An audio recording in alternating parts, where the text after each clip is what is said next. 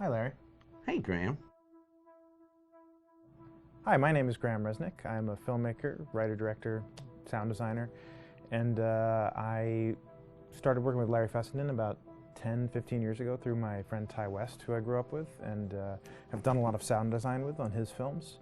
And he was producing Ty's films at the time, and Ty introduced me to Larry. Larry produced my first feature, and we've written together on several projects. My name is Larry Fessenden. I'm a filmmaker.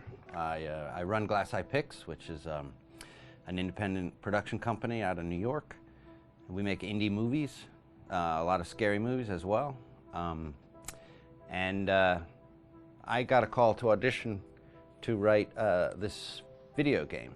And I called my pal Graham Resnick because Graham is a gamer. And while I thought I could offer something to the idea of writing this multi-branching story, I knew that I would want Graham's expertise as a lover of gameplay, since I guess games were started. So and just as a lover. And as a lover, yes. As Just why there's so many sex jokes in the game. There was one Italian website that did say the Larry that's Fessenden and right. Graham Resnick, the two lovers behind Until Dawn. Come here. Maybe I know how to handle you too. I am definitely ready to be handled. So I wanted Graham by my side. Yeah, and we got the gig, and it's been an amazing ride. Oh, hell yeah. Oh my god, she's taking her shirt off. What? Oh my god. Matt, what are you doing here? Hannah. I'm sorry, Hannah. This all got out of hand, but So in the game, the basic setup is that a year prior to the game's start, all these kids had gone up to a ski lodge that was owned by the parents of one of the kids, or a couple of the kids, and some of the teenagers played a prank on some of the other teenagers, and a terrible tragedy occurred when a few of them, two sisters, ran out into a blizzard, and were never seen from again.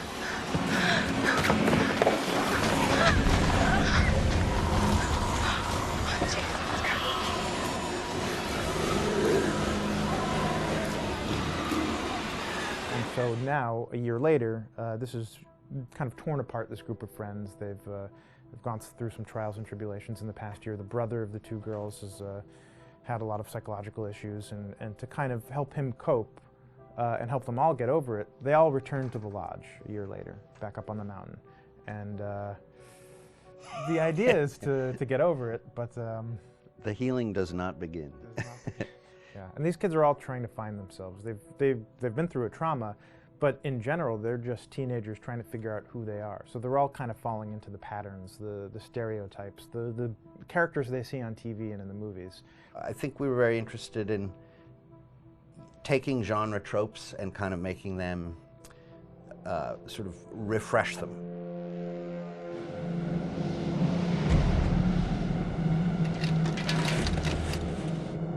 Hey, did you see that?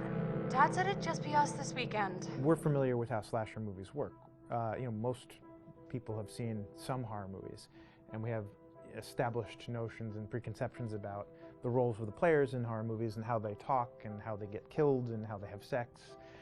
And to bring you into the game that way and then subvert a lot of those expectations was kind of our goal. They're haunted by some incident that happened in their past, which I think you pretty much figure out that that's going to have a role in their interaction.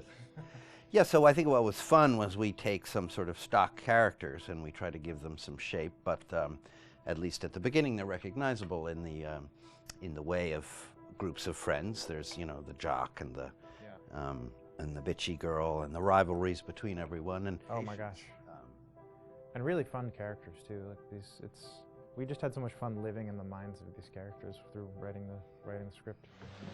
what do you think? Jesus! It was fun. I think we were looking to get that kind of banter that you see both in movies, but also that you absolutely have with friends, and sort of those inside jokes. And of course, as writers and as friends ourselves, we sort of developed little tracks, and we try to give the characters that